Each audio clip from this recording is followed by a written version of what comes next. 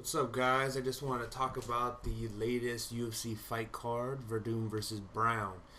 And I did not see any of the Fox Sports prelims, but it looks like there were some good fights on here. Like, I'm surprised Pat Healy lost. Of course, George Masvidal's a pretty good fighter, but Healy's not too bad himself. Alves winning, yeah, I kind of saw that come in. Now, the Rafael Dos Anjos versus Kahib, I'm not even going to try and say his last name, but that is interesting. I didn't even know that fight was going on. I've been kind of out of the loop lately, but I would have loved to see that. Like, out of all the undercard fights, that would have been the one I wanted to see because Rafael Dos Anjos, he's got a very good jiu-jitsu game. He's got really good cardio, and he's got pretty good striking. I mean, he beat Cerrone striking and a lot of other good fighters. So that was pretty interesting. I'm sure Kaib probably just out grappled him. Really, is the only way I could see him beating Dos Anjos. Which that's a pretty big victory in itself too. But let's talk about the main card, the fights I actually saw. Um, all right, like the first fight was Brad Tavares versus Yoel Romero.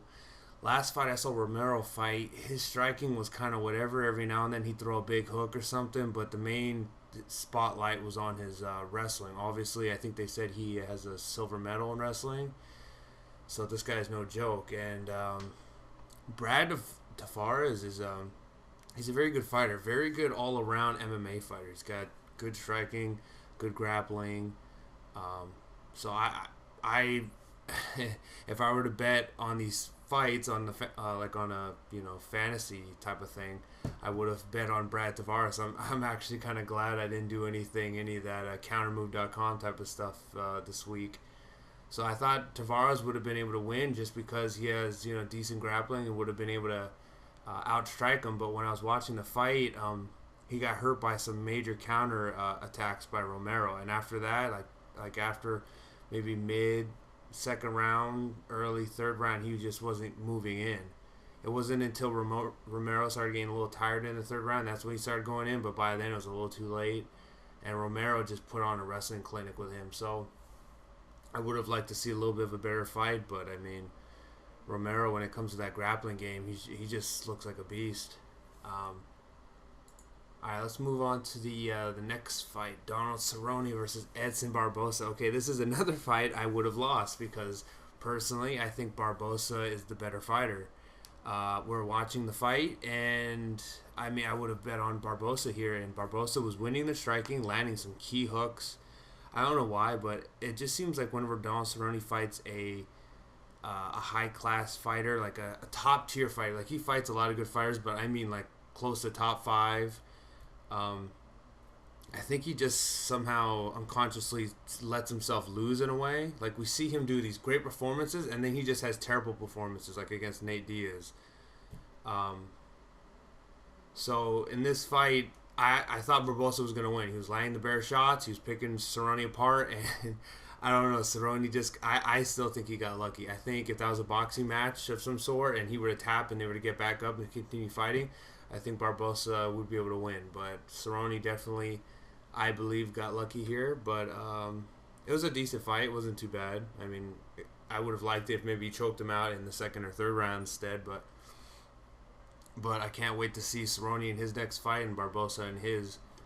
Um, okay, this is actually I'm not really a big fan of women fights, but I do have to say I love to watch Misha Tate fight.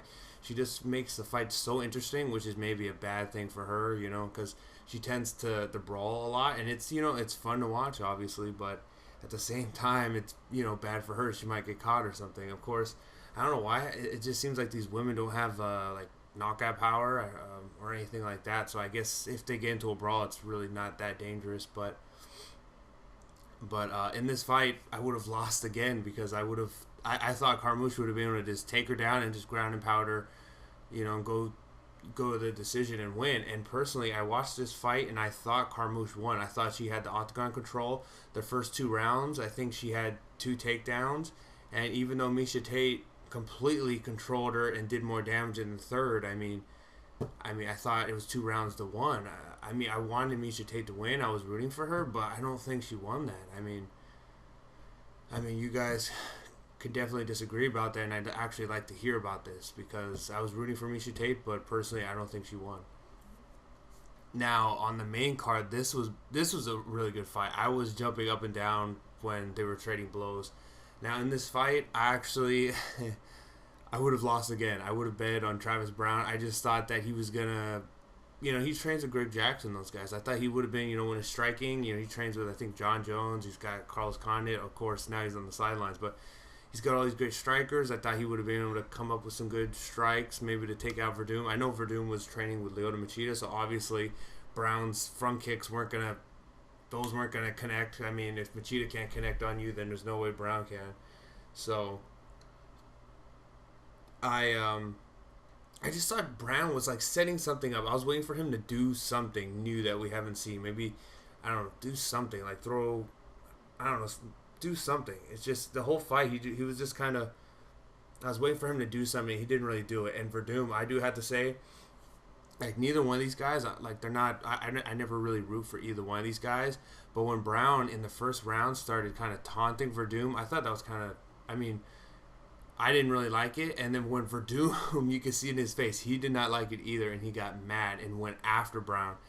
After he did that, I was just completely rooting for Verdum, and Verdum made the fight really interesting. Um, and yeah, and he won 5 rounds. Now, do I think Verdum could beat Kane? I mean, I would bet on Kane, but I mean Verdum has a really good jiu-jitsu game. So if Kane were to try and put him up against the fence, maybe he'll pull guard or something. So I think he has a better chance of winning Kane than I think Brown does, because I think Kane's just gonna put Brown up against the fence if he did win, and just kind of do the same thing he did to Dos Santos. So I'm glad Verdum won, and Verdum put in a really good fight and gained a lot of respect. I think to a lot of fans in the MMA community like myself. Um, and before I stop talking here, I want to say one more thing about the Tate and Carmouche fight. I just remembered I was very disappointed with Carmouche because uh, it just seemed like she would take Tate down, and she wouldn't really do anything. I was waiting for her to do something, but it just seemed like if that was up to Carmouche, she probably would have just held on to a single for 3 rounds and won via octagon control or something. So I'm glad they gave it to Tate. I don't think she won, but if it wasn't for Tate, that fight wouldn't have been interesting at all. So that's my 2 cents on that. If you guys agree or disagree, please comment. I kind of want to get a conversation going if possible. But either way, thanks for hearing me out this long if you've stayed. So yeah.